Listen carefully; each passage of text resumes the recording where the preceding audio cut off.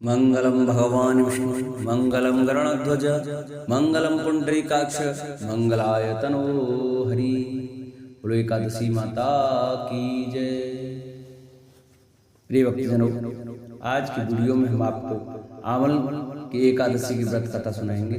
तो सभी भक्तजन हमारे अवल की एकादशी की व्रत कथा को बड़े श्रद्धा भाव और प्रसन्न चित्त मन से सुने। जो भक्त हमारे चैनल पर नए जुड़े हैं, जिन्होंने अभी तक हमारे चैनल को सब्सक्राइब नहीं किया है, वो हमारे चैनल को सब्सक्राइब करें, वीडियो को लाइक करें और कमेंट में ओम नमो भगवते वासुदेवाय अवश्य लिखें।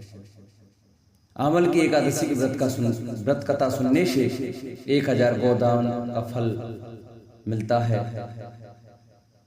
फाल्गुन एकादशी की व्रत कथा बड़ी ही सुंदर कथा है। आइए भक्तों कथा को आपको श्रवण कराते हैं। मानदाता बोले, हे वशिष्ठ जी, यदि आप मुझ पर कृपा करें तो किसी ऐसे व्रत की कथा कहिए जिससे मेरा कल्याण हो। महर्षि वशिष्ठ बोले, हे राजन, सब व्रतों में उत्तम और अंत में मोक्ष देने वाले आंवल की एकादशी के व्रत का मैं वर्णन करता हूँ। यह एकादशी फाल्गुन माह के शुक्ल पक्ष में होती है। इस व्रत के करने से समस्त पाप नष्ट हो जाते हैं। इस व्रत का फल 1000 गोदान के बराबर होता है। अब मैं आपसे एक पौराणिक कथा कहता हूँ, आप ध्यान पूर्वक सुनिए। एक वेदिश नाम का नगर था जिसमें ब्राह्मण, क्षत्रिय, वैश्य और शूद्र चारों वर्ण आनंद सहित रहते थे।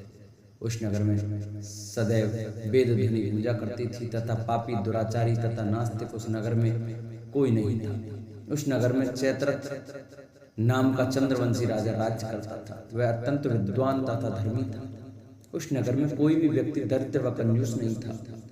सभी नगरवासी विष्णु भक्त थे और आंवल वृद्ध, स्त्री, पुरुष एकादशी का व्रत किया करते थे। एक समय फाल्गुन मास के शुक्ल पक्ष की एकादशी आई। उस दिन राजा, प्रजा तथा बाल वृद्ध सबने हर्षपूर्वक व्रत किया। राजा अपनी प्रजा के साथ मंदिर में जाकर पूर्ण कुंभ स्थापित करके दीप, नैवेद्य, पंचरत्न आदि से धात्री आंवले का पूजन करने लगे और इस प्रकार स्तुति करने लगे, हे धात्री, तुम ब्रह्म स्वरूप हो, तुम ब्रह्मा जी द्वारा उत्पन्न हुई हो और समस्त पापों का नाश करने वाली हो, तुमको नमस्कार। अब तुम मेरा अर्घ स्वीकार करो। तुम श्री रामचंद्र जी द्वारा सम्मानित हो। मैं आपकी प्रार्थना करता हूँ, अतः आप मेरे समस्त पापों का नाश करो। उस मंदिर में सबने रात्रि को जागरण किया। रात के समय वहां एक बहेलिया आया जो अत्यंत पापी और दुराचारी था। वह अपने कुटुंब का पालन जीव हत्या करके किया करता था। भूख और प्यास से अत्यंत व्याकुल बहेलिया इस जागरण को देखने के लिए मंदिर के कोने में बैठ गया और विष्णु भगवान तथा एकादशी महत्व की कथा सुनने लगा। इस प्रकार अन्य मनुष्यों की भांति उसने भी सारी रात जागरण करके बिता दी। प्रातःकाल होते ही सब लोग अपने घर चले गए तो बहेलिया भी अपने घर चला गया।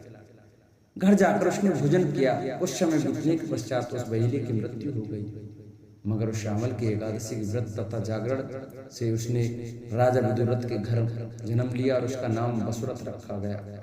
युवा होने पर वह चतुर्मुनि सेना के सहित तथा धन धान्य से युक्त होकर 10,000 ग्रामों का पालन करने लगा। वह तेज से सूर्य के समान, कांति में चंद्रमा के समान, वीरता में भगवान विष्णु के समान, क्षमा में पृथ्वी के समान था। वह अत्यंत धार्मिक, सत्यवादी, कर्मवीर और विष्णु भक्त था। वह प्रजा का समान भाव से पालन करता था। दान देता उसका नित्य कर्तव्य था। एक दिन राजा शिकार खेलने के लिए गया। देव योग से वह मार्ग भूल गया और दिशा ज्ञान न रहने के कारण उसी वन में एक वृक्ष के नीचे सो गया। थोड़ी देर बाद पहाड़ी म्लेच्छ वहां पर आ गए और राजा को अकेला देखकर मारो मारो शब्द करते हुए राजा की ओर दौड़े। म्लेच्छ कहने लगे कि इसी दुष्ट राजा ने हमारे माता पिता, पुत्र, पौत्र आदि अनेक संबंधियों को मारा है तथा देश से निकाल दिया है, अतः इसको वश मानना चाहिए। ऐसा कहकर वे म्लेच्छ उस राजा को मारने दौड़े और अनेक प्रकार के अस्त्र शस्त्र उसके ऊपर फेंके। वे सब अस्त्र शस्त्र राजा के शरीर पर गिरते ही नष्ट हो जाते और उनका बार पुष्प के समान प्रतीत होता। अब उन म्लेच्छों के अस्त्र शस्त्र उल्टा उन्हीं पर प्रहार करने लगे, जिससे वे मूर्छित होकर गिरने लगे। उसी समय राजा के शरीर से एक दिव्य स्त्री उत्पन्न हुई। वह स्त्री अत्यंत सुंदर होते हुए भी उसकी भ्रुकुटी टेढ़ी थी, उसकी आंखों से लाल लाल अग्नि निकल रही थी, जिससे वह दूसरे काल के समान प्रतीत होती थी। वही म्लेच्छ स्त्री म्लेच्छों को मारने दौड़ी और थोड़ी ही देर में उसने सब म्लेच्छों को काल के गाल में पहुंचा दिया। जब राजा सोकर उठा तो उसने म्लेच्छों को मरा हुआ देखकर कहा कि इन शत्रुओं को किसने मारा? इस वन में मेरा कौन हितैषी है? वह ऐसा विचार कर ही रहा था कि आकाशवाणी हुई, हे राजा, इस संसार में विष्णु भगवान के अतिरिक्त कौन तेरी सहायता कर सकता है? इस आकाशवाणी को सुनकर राजा अपने राज्य में आ गया और सुखपूर्वक राज्य करने लगा। महर्षि वशिष्ठ बोले, हे राजन, ये आवल की एकादशी के व्रत का प्रभाव था। जो मनुष्य इस आवल की एकादशी को व्रत करते हैं वे प्रत्येक कार्य में सफल होते हैं और अंत में विष्णु लोक को जाते हैं। बोलो विष्णु भगवान की जय, बोलो एकादशी माता की जय। जिन भक्तों को हमारी एकादशी की व्रत कथा अच्छी लगी हो वो हमारी वीडियो को ज़्यादा से ज़्यादा शेयर करें। जिन्होंने चैनल को सब्सक्राइब नहीं किया है वो चैनल को सब्सक्राइब करें, वीडियो को लाइक करें और कमेंट में ओम नमो भगवते वासुदेवाय अवश्य लिखें।